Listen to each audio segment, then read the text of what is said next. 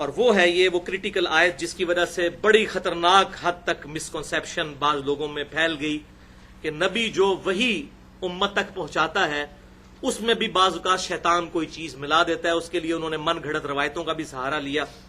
اور قرآن پاک کی یہ آیت قرآن پاک کی مشکل ترین آیت ہے تشریح کے اعتبار سے. سورۃ الحج کی 52 نمبر آیت, اس کو انہوں نے تختہ مشق بنایا یہ اپنا عقیدہ پروپیگیٹ کرنے کے لیے. لیکن یہ آیت کا کانٹیکسٹ اور اس کی تفسیر سورۃ الفرقان کی آیت نمبر 31 سے لے کر 33 تک معاملے کو بالکل کھول دے گی. اس پہ مجھے بڑی محنت کرنی پڑی کہ مجھے قرآن پاک سے کوئی کراس ریفرنس ملے. تو الحمدللہ بڑی محنت کے بعد یہ مجھے کراس ریفرنس سورۃ الفرقان کی 3 آیات مل گئیں, 31, 32 اور 33. بہرحال یہ آیت سورۃ الحج کی آیت نمبر 52 آپ کے ریفرنس پہ ریفرنس نمبر 6. بسم اللہ الرحمن الرحیم. وما ارسلنا من قبلک من رسول ولا نبی. اور اے محبوب صلی اللہ علیہ وسلم کبھی ایسا نہیں ہوا کہ آپ سے پہلے جتنے بھی ہم نے نبی اور رسول بھیجے ہیں ان کے ساتھ یہ پرٹیکولر معاملہ ہوا. الا یہ ہوا اذا تمنا القى الشیطان فی امنیتہ, کہ جب کبھی نبی نے کوئی تمنا کی تو شیطان نے بھی اس میں اپنا حصہ ڈال دیا. ایسا ہو ہی نہیں سکتا کہ کوئی نبی اور رسول اس معاملے میں محفوظ رہا ہو. ہمیشہ ایسا ہوا ہے کہ جب نبی نے کوئی تمنا کی تو شیطان نے اس کی تمنا میں اپنا حصہ ڈال دیا. فَيَنْسَخُ اللَّهُ مَا يُلْقِي الشَّيْطَانُ, پھر اللہ تعالیٰ نے اس کو تو نسخ کر دیا, ختم کر دیا جو شیطان نے القاء کرنے کی کوشش کی. ثُمَّ يُحْكِمُ اللَّهُ آیَاتِهِ, اور پھر اللہ تعالیٰ نے اپنی آیات کو محکم اور مضبوط کر دیا. واللہ علیم حکیم, اور اللہ تعالیٰ علم والا اور حکمت والا ہے. بعض لوگ اس بات کو نبی کی طرف لے گئے کہ نبی پر شیطان کو القاء کر دیتا ہے, معاذ اللہ استغفر اللہ, پھر اللہ تعالیٰ اس کا القاء ختم کر کے تو آیات کو محکم کرتا ہے. جو نبی پر وحی آتی ہے اس وحی کے دوران شیطان بھی کوئی وحی انجیکٹ کر دیتا ہے. یہ تو بھائی بالکل غلط ہے, یہ تو قرآن کے پورے فلسفے کے خلاف ہے, کیونکہ قرآن تو کہتا ہے کہ ہم نبی کی حفاظت کرتے ہیں. وما ينطق عن الهوى ان هو الا وحی یوحى. سورۃ الجن کی آخری آیت ہے کہ اللہ کی یہ شان نہیں کہ اپنے غیب پر کسی کو مطلع کرے مگر اپنے پسندیدہ رسولوں میں سے بھی, اور ان کی حفاظت پہ بھی فرشتے مامور کر دیتا ہے. اور یہ مضمون قرآن میں کئی جگہ ہے. اصل اس میں مخاطب ہیں عوام الناس. اب اس آیت کو سمجھیے کہ کبھی ایسا نہیں ہوا کہ کوئی رسول اور نبی آیا ہو, مگر یہ کہ یہ معاملہ ہوگا کہ جب کبھی اس نے تمنا کی کہ وہ دعوت حق جو اللہ نے اس کو دی ہے وہ عوام الناس تک پہنچائے تو شیطان بھی اس کے اندر اپنی عمل دخل کر دیتا ہے. مراد یہ کہ جب وہ لوگوں کو حق بات پہنچاتا ہے تو لوگوں کے دلوں میں وہ وسوسے ڈال کر نبی کے خلاف کر دیتا ہے عوام کو. پھر اللہ تعالیٰ اس معاملے کو دور کرتا ہے. وہ کیسے کرتا ہے؟ اعتراضات کر کے. یار یہ کیا قرآن میں آیت نازل ہوئی, یہ کیا مکھی اور مچھر کی مثال. تو اللہ تعالیٰ نے فرمایا اللہ نے کوئی علم نہیں جھاڑنا, بلکہ اللہ تبارک و تعالیٰ اس مثال کے ذریعے لوگوں کو بات سمجھانا چاہتا ہے. اگر کسی کو مکھی اور مچھر کی مثال سے سمجھ آتی ہے تو اس طرح سمجھ آ جائے. تو اللہ تعالیٰ پھر اپنی آیات کو محکم کرتا ہے, اور پھر اللہ تبارک و تعالیٰ ان آیات کو محکم کیسے کرتا ہے, اور آیات نازل فرما کے ان اعتراضات کا جواب دے کے. اسی لیے تو بھائیو یہ اتنی موٹی کتاب ہے, ورنہ ایک صفحے کی کتاب ہوتی ہے. یہ اتنی بڑی کتاب اسی لیے ہے کہ وسوسے بہت زیادہ ہیں. 23 سال تک نازل ہوتی رہی. تو ان وسوسوں کو سیٹل کرنے کے لیے اللہ تعالیٰ کہتا ہے کہ جب یہ عوام الناس کے اندر کوئی ایسا معاملہ کرتے ہیں تو اللہ تعالیٰ اپنی آیات کو محکم کر دیتا ہے. یہ تفسیر میں نے اپنی طرف سے نہیں کی, اس کی سپورٹ میں یہ آیات مجھے ملی الحمدللہ بڑی محنت کے بعد. سورۃ الفرقان آیت نمبر 31 سے 33, ریفرنس نمبر 7. یہ باقی آیات سورہ حج کی بعد میں مکمل کریں گے. یہاں کراس ریفرنس کے طور پر اس چیز کو لے لیں. وَكَذَلِكَ جَعَلْنَا لِكُلِّ نَبِيٍّ عَدُوًّا مِّنَ الْمُجْرِمِينَ, اور ہم نے اسی طریقے سے ہر نبی کے دشمن بنا دیے مجرموں میں سے. یعنی اللہ تعالیٰ یہ کشمکش کرتا ہے, یہ دشمن بھی اللہ تعالیٰ نے شیطان بھی پیدا کیا, اور یہ سارے معاملات یہ جو حالات ہوئے آزمائش کے لیے. وَكَفَى بِرَبِّكَ هَادِيًا وَنَصِيرًا, اور تیرا رب کافی ہے ہدایت دینے کو اور مدد کرنے کو. وَقَالَ الَّذِينَ كَفَرُوا لَوْلَا نُزِّلَ عَلَيْهِ الْقُرْآنُ جُمْلَةً وَاحِدَةً, اور کافر یہ اعتراض کرتے ہیں کہ یہ قرآن ایک اکٹھی کتاب کی صورت میں کیوں نہیں نازل ہوا؟ قرآن میں خود لکھا ہوا ہے کہ تورات اور انجیل جو ہیں وہ اکٹھے نازل ہوئے ہیں. تورات موسیٰ علیہ السلام کو دی گئی اکٹھی تختیوں کی شکل میں. یہ قرآن کیوں 23 سال سے نازل ہو رہا ہے؟ مکی دور میں 13 سال سے اکٹھی ایک کتاب سلیبس کے طور پہ پکڑا دی جاتی. اب یہ کافروں کا اعتراض تھا. تو اب دیکھو اعتراض کرنے میں تو کوئی بھی اعتراض کر سکتا ہے. یعنی اگر کٹھی ہو جاتی پھر تسی مان لینا سی. عیسیٰ علیہ السلام پہ 12 بندے ایمان لے کے آئے. موسیٰ علیہ السلام پہ بھی ایمان لانے والے تو 6 لاکھ کے قریب تھے. جب قتال کی واری آئی تو 2 بندے ساتھ رہ گئے, باقی سارے ادھر ادھر ہو گئے. تو یہ اعتراضات دل بےمان تھے اجٹا ٹیر جنہوں سے پنجابی کہنا ہے کہ دل میں بےمانی ہو تو پھر جھوٹے دلائل تو بہت گھڑے جا سکتے ہیں. تو یہ کافر اعتراض کرتے ہیں یہ کتاب اکٹھی کیوں نہیں نازل ہوئی؟ تو اللہ تعالیٰ فرماتا ہے کذالک, یہ اس لیے ہے لنثبت به فؤادک ورتلناہ ترتیلا, یہ اس لیے کہ محبوب صلی اللہ علیہ وسلم ہم آپ کو اس کے ذریعے مضبوط کریں اور ٹھہر ٹھہر کر کے آپ پر یہ کتاب پڑھیں. مراد یہ کہ آپ صلی اللہ علیہ وسلم کے لیے گائیڈ لائنز ہیں. مسلسل 23 سال سے آپ کا اللہ تعالیٰ کے ساتھ ڈائریکٹ رشتہ برقرار, اور آپ کو آہستہ آہستہ اس کے ذریعے مضبوط کیا جا رہا ہے. پہلے گائیڈ لائنز آتی ہیں, اس پر عمل کرتے ہیں, نئی آزمائشیں آتی ہیں, پھر اللہ کی طرف سے گائیڈ لائنز آہستہ آہستہ ایوالو ہوتے ہوئے صحابہ اکرام کی ایک جانثار جماعت آپ کے پاس تیار ہو گئی ہے. اس لیے کہ آپ کے دل کو مضبوط کرتے ہیں ہم اس کے ذریعے, جو کہ اللہ تبارک تعالیٰ نے سورہ حشر میں بھی فرمایا کہ اگر یہ کتاب نازل ہوتی پہاڑوں پر تو ریزہ ریزہ ہو جاتے پہاڑ. نبی صلی اللہ علیہ وسلم کے مبارک دل پہ آہستہ آہستہ اس کو نازل کیا گیا تاکہ آپ کے دل کو مضبوط کیا جائے اس کے ذریعے. وَلَا يَأْتُونَكَ بِمَثَلٍ إِلَّا جِئْنَاكَ بِالْحَقِّ وَأَحْسَنَ تَفْسِيرًا, اور اے محبوب صلی اللہ علیہ وسلم تم دیکھو کوئی ایسا اعتراض نہیں, یہ لے کر آئیں اور ہم اس کا کوئی نہ کوئی معقول جواب آپ کو تعلیم فرما دیتے ہیں. احسن تفسیرا. اب اس کو اوپر جوڑ لیں سورہ حج کی 52 نمبر آیت کے ساتھ کہ اللہ تعالیٰ فرماتا ہے جب کوئی شیطان کوئی کام ڈالنے کی کوشش کرتا ہے تو اللہ تعالیٰ شیطان کی اس معاملے کو پیچھے کر کے اپنی آیات کو محکم کرتا ہے. مراد یہ اس کا جواب دے دیتا. اسی طریقے سے سورۃ الانبیاء میں آیا کہ یہ کافر جن کو پوج رہے ہیں, جن پتھروں کو, اللہ تعالیٰ ان پتھروں کو بھی دوزخ میں ڈال دے گا, ان بتوں کو بھی دوزخ میں پھینکے گا. تو کافروں نے مذاق اڑانا شروع کر دیا. اچھا اس کا مطلب ہے جتنے جھوٹے معبود بنائے گئے ہیں وہ دوزخ میں جائیں گے, تو عیسیٰ علیہ السلام کو بھی پھر دوزخ میں ڈالا جائے گا, کیونکہ عیسیٰ علیہ السلام کو بھی تو پوچھتے تھے عیسائی. اب پتا تو کافروں کو بھی تھا کہ عیسیٰ علیہ السلام نے اپنی عبادت تو خود نہیں کروائی, وہ تو الحمدللہ امام الموحدین تھے.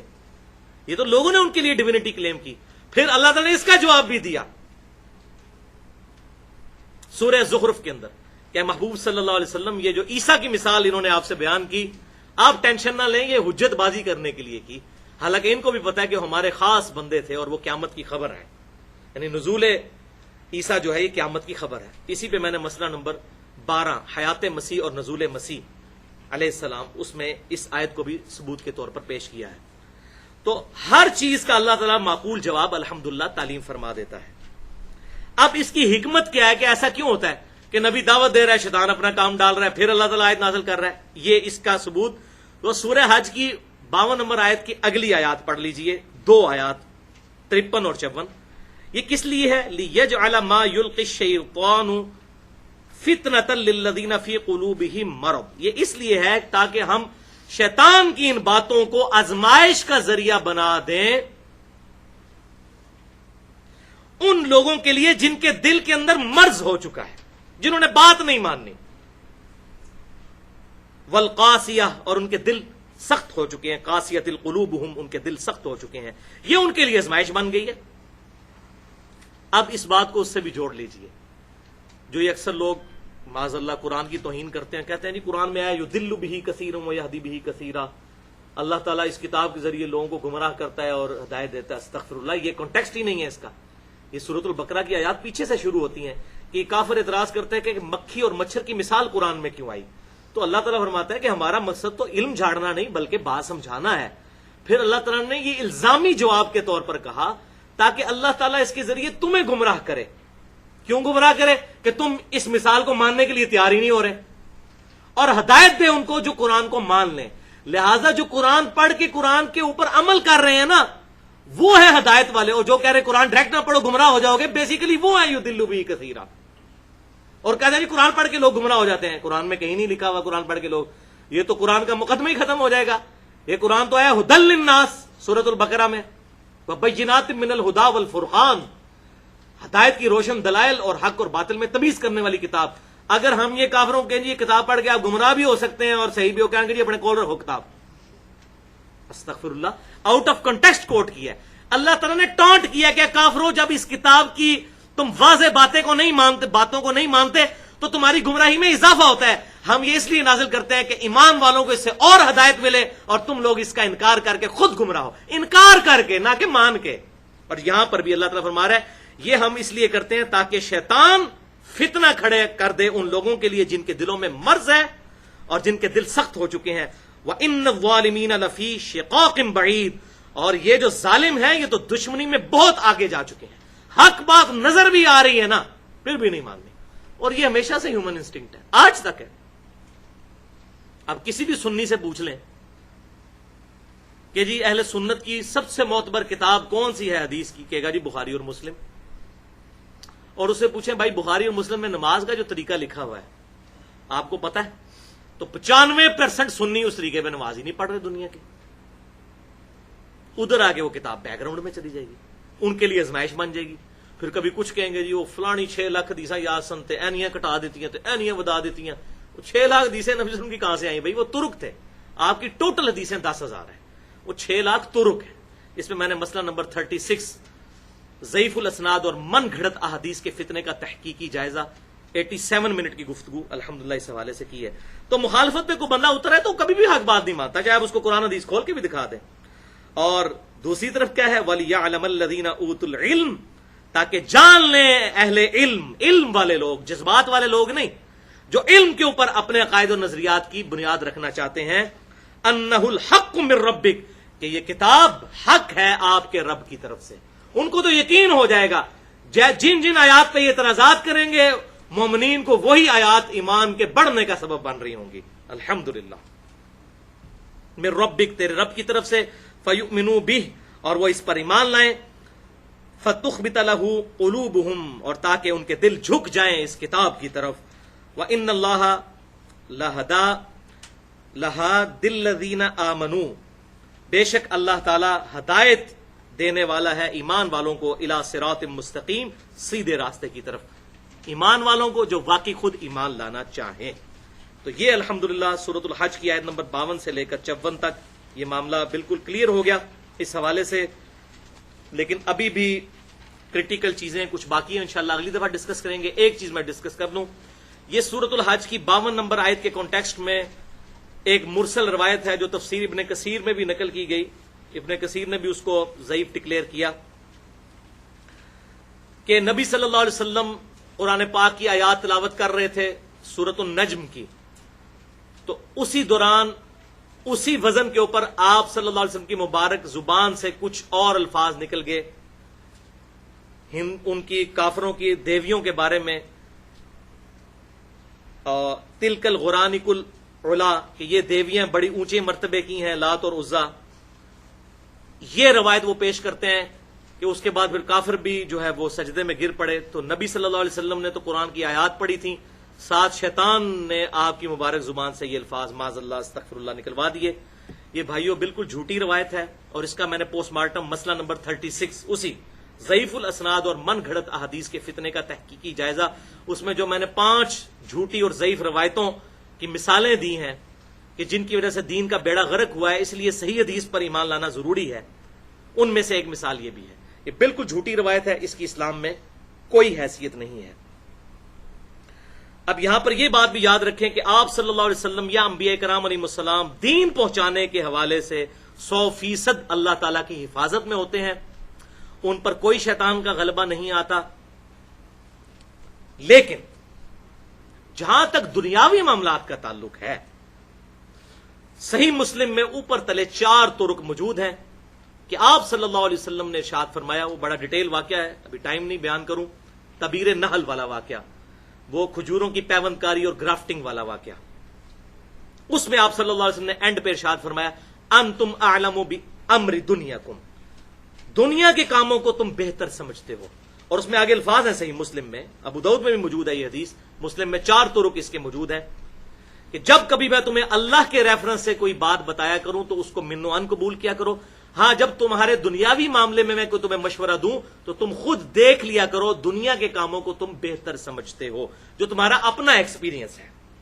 اب دیکھیں نا, جو آج اس وقت سائنس نے جو ترقی کی ہے, یعنی کہ وہ 550 مسافروں کو لے کے ایئر بس A380 آسمان میں اڑ رہی ہے, اور کہاں لوگ 4 مہینے میں حج کے لیے پہنچتے تھے اور اب 4 گھنٹے میں پہنچ جاتے ہیں.